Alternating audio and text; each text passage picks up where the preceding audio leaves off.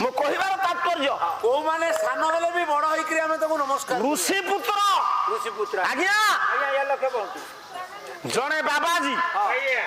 नहीं से हबनी ना ये जानी ये जणे बाबाजी हां तांकु बयस होइथबो 50 बा से साधु साधु आपन को 80 वर्ष होइथबो 80 वर्षर बाबा बुढ़ा 50 वर्षर बाबाजी नमस्कार करिवनी करिवे ना करियो हां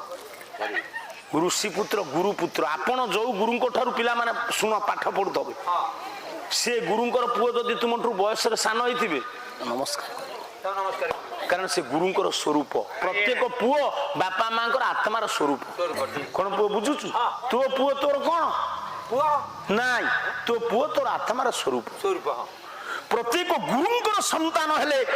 आत्मार स्वरूप गुरुंकर पुओ तोठुर बयस रे सान हेले भी नमस्कार करियो ऋषि पुत्र गुरु पुत्र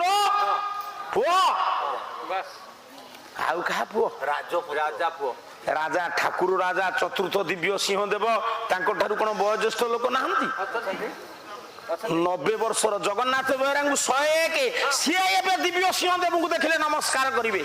राष्ट्रपति प्रधानमंत्री प्रत्येक राज्यर मुख्यमंत्री तांको नमस्कार करिवे से जगन्नाथंकर चलंती प्रतिमा राजा को नमस्कार करियो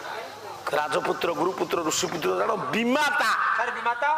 मने कर तू जन्म हेलु तो बापा मरी गला हां ए तो मां मरी गला तो बापा विचार कला गोटे तो पुओ हेलानी आउ काई संसार करिवि पुनी आ गोटे आनिबि से मो पुओ को देखिबो कि न देखिबो तते 18 वर्ष होई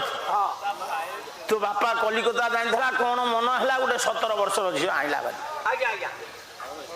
हां तते वर्ष केते 18 तो बापा लागू द्वितीय आइला ताकू केते 17 तो ठारू से वर्षे सानो तो बापार स्त्री तू ताकू कोन डाकिबू ताकू नुआ बहु डाकिबी तो मुंडा पिटी देबी की तो ताकू बोउ डाकिबू से तो ठारू बयस रे सानो हेले भी तू नमस्कार करिवू नमस्कार एमिति नमस्कार करथले हां द्वापर युग रे शांतनु नंदन देवव्रत ठारू सत्यवती हटे सानो